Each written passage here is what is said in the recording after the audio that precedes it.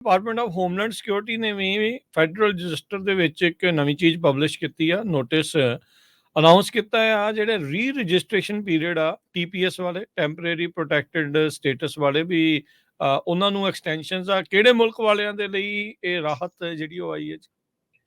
L Salvador, ਹੇਟੀ, ਹੌਂਡੂਰਸ, Nepal, Nicaragua ਤੇ Sudan, ਇਹਨਾਂ ਦਾ ਉਹਨਾਂ ਨੇ ਰੀ ਰਜਿਸਟ੍ਰੇਸ਼ਨ ਪੀਰੀਅਡ ਜਿਹੜਾ ਐਕਸਟੈਂਡ ਕੀਤਾ। ਠੀਕ ਹੈ।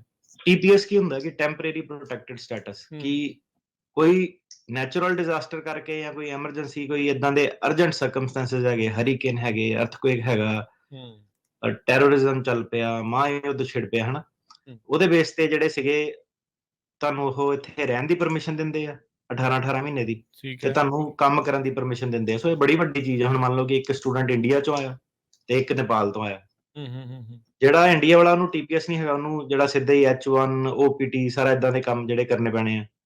ਜਿਹੜਾ ਨੇਪਾਲ ਵਾਲਾ ਭਾਵੇਂ ਟੂਰਿਸਟ ਵੀਜ਼ੇ ਤੇ ਆਇਆ ਸੀਗਾ, ਜਿਹੜੇ ਉਹ ਵਾਲੀ ਟਾਈਮ ਜ਼ੋਨ 'ਚ ਜਿਹੜਾ ਆਇਆ ਸੀਗਾ, ਤੇ ਜਦੋਂ TPS ਹੈਗਾ ਉਹ ਸਿੱਧੇ ਹੀ ਜਿਹੜਾ ਇੱਥੇ ਰਹਿ ਸਕਦਾ, ਕੰਮ ਕਰ ਸਕਦਾ, ਹਨਾ। ਸੋ ਕਿੱਡਾ ਵੱਡਾ ਜਿਹੜਾ ਡਾਇਰੈਕਟ ਫਾਇਦਾ।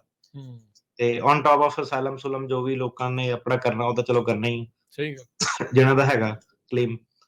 ਤੇ ਇਹ ਹੁਣ ਜਿਹੜਾ ਇਹਨਾਂ ਨੇ ਦੁਬਾਰਾ ਐਕਸਟੈਂਡ ਕਰਤਾ, ਤੇ ਇਹਦੇ ਵਿੱਚੋਂ ਬਾਕੀ ਤਾਂ ਸਾਡੀ ਆਡੀਅנס ਲਈ ਰੈਲੀਵੈਂਟ ਕੰਟਰੀਆਂ ਨਹੀਂ ਹੈਗੀਆਂ। ਨੇਪਾਲ ਰੈਲੀਵੈਂਟ ਹੈਗੀ ਹੈ, ਜਿਹੜੇ ਥੋੜੇ ਬਹੁਤ ਤੇ ਨੇਪਾਲ ਦੇ ਲੋਕ ਵੀ ਸਾਨੂੰ ਸੁਣਦੇ ਆ। ਤੇ ਨੇਪਾਲ ਦੀ ਜਿਹੜੀ ਰਜਿਸਟ੍ਰੇਸ਼ਨ ਆ ਹੁਣ ਜੂਨ 24 2025 ਤੱਕ ਇਹਨਾਂ ਨੇ ਓਪਨ ਕਰਤੀ ਆ।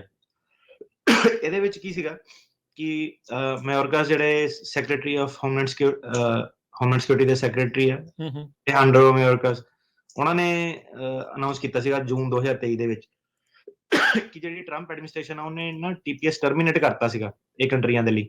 ਟਰੰਪ ਉਹਨਾਂ ਨੇ ਕਿਹਾ ਕਿ ਨਹੀਂ ਦੇਣਾ, ਇਹ ਗਲਤ ਚੀਜ਼ ਆ।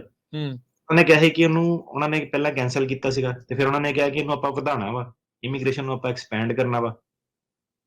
ਤੇ ਉਹਨਾਂ ਨੇ ਜਿਹੜੀ ਪਹਿਲਾਂ ਕੀ ਰੂਲ ਚੱਲਦਾ ਸੀਗਾ ਕਿ ਜਦੋਂ ਇੱਕ ਨਾ ਇਨੀਸ਼ੀਅਲ ਰਜਿਸਟ੍ਰੇਸ਼ਨ ਪੀਰੀਅਡ ਹੁੰਦਾ, ਉਹਦੇ ਵਿੱਚ ਬੰਦੇ ਦੀ ਰਜਿਸਟ੍ਰੇਸ਼ਨ ਹੋਈ ਹੋਣੀ ਜ਼ਰੂਰੀ ਹੈ। ਏਦਾਂ ਨਹੀਂ ਕਿ ਕੋਈ ਵੀ ਨੇਪਾਲ ਤੋਂ ਆ ਗਿਆ ਉਹਨੇ ਕਰ ਲਿਆ।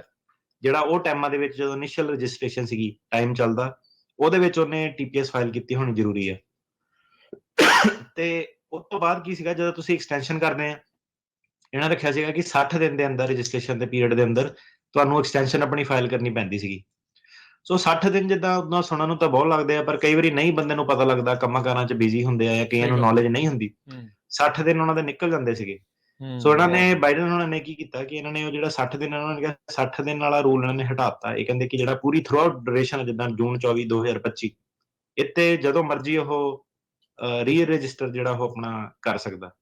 ਸੋ ਇਹ ਜਿਹੜਾ ਨੋਟਿਸ ਹੈ ਕੋਈ ਨਵੀਂ TPS ਨਹੀਂ ਕ੍ਰੀਏਟ ਕਰ ਰਿਹਾ, ਕੋਈ ਏਦਾਂ ਨਹੀਂ ਕਿ ਕੋਈ ਨਵੇਂ ਬੰਦੇ ਨੂੰ ਇਹਨੇ TPS ਦੇਣੀ ਹੈ। ਇਹ ਸਿਰਫ ਜਿਹਨਾਂ ਦੇ ਆਲਰੇਡੀ TPS ਗ੍ਰਾਂਟਡ ਸੀਗੀ ਉਹਨਾਂ ਨੂੰ ਐਕਸਟੈਂਡ ਕਰਨ ਲਈ ਜਿਹੜੀ ਇਹ ਅਨਾਉਂਸਮੈਂਟ ਆ।